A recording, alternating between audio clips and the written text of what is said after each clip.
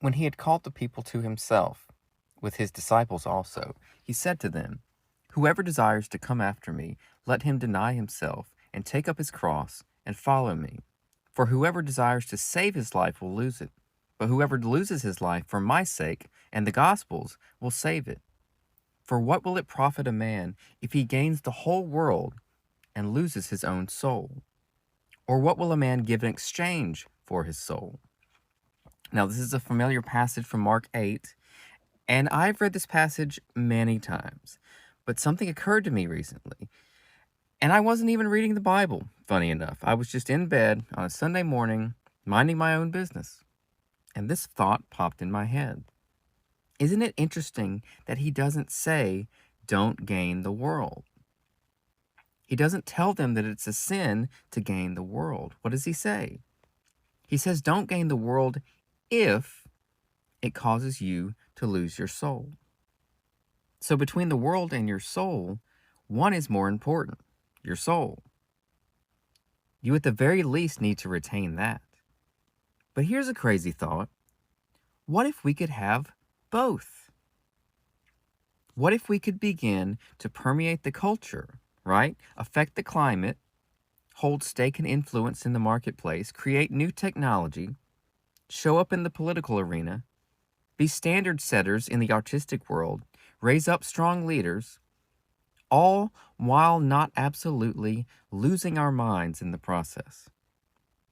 What if we could actually make the world better rather than just getting people to repeat a prayer and voting a certain way and being wary of everyone who's not exactly like us? What if?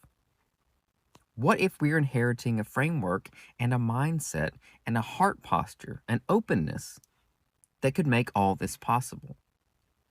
Where would something like that start? I think it starts with knowing who we are and knowing whose we are. The text doesn't say, "Don't gain the world." I think we interpret it that way because it's easier. It's easier to hide in our bunkers and hunker down and say the world is evil and avoid it and criticize and demonize. But what does John 3:16 say? "For God so loved the world." And it's the same word that we find in Mark 4, cosmos. Same word, at least in the Greek. If you love something or someone, do you ignore them or do you give them attention? Are you cold to them or do you give them care and affection? Do you point out and magnify their flaws? Or do you help them overcome their flaws for their own benefit, not just yours? Now, this is from 1 Corinthians 13. Love suffers long and is kind. Love does not envy. Love does not parade itself. It is not puffed up, does not behave rudely, does not seek its own, is not provoked, thinks no evil. It does not rejoice in iniquity, but rejoices in the truth, bears all things, believes all things, hopes all things, endures all things. Love never fails. And by this definition, we do not love the world. We don't. By this all will know that you are my disciples, if you have love for one another, right? And the Bible says that Yahweh loves the world. And it also says that we are to be like him. So what's the problem? Where's the disconnect? Where's the breakdown? And I'm like Veruca Salt, the Willy Wonka character, not the band. Remember her song? Remember what she said? I want the world. I want the whole world. I want today. I want tomorrow.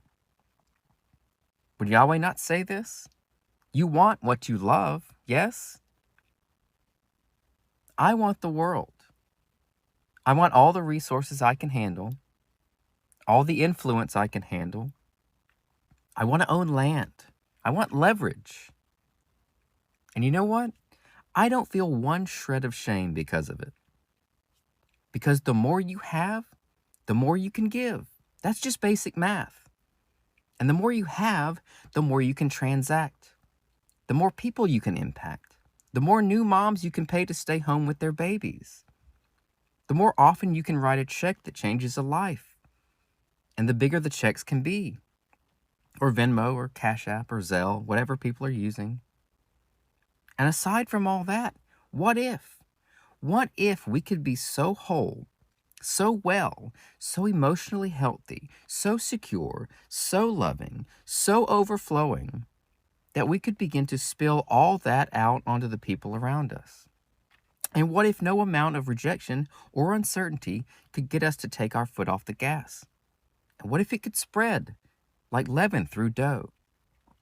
Through our books, through our screenplays, through our mentorship, our computer code, the food we grow, through our generosity, and maybe even just through our smile, through the look in our eyes. So I don't know about you, but I've made up my mind that my soul is not on the table. I am not for sale. But let me tell you something. If Yahweh loves the world and the world is on the table, I want the world. Like the great theologian Tony Montana once said, the world, Chico, and everything in it. And call me crazy, but I just can't settle for anything less. And speaking of settling, I hope you're not settling. I hope you're not settling for consumption when you're meant for production. And if you are, I may be able to help with that.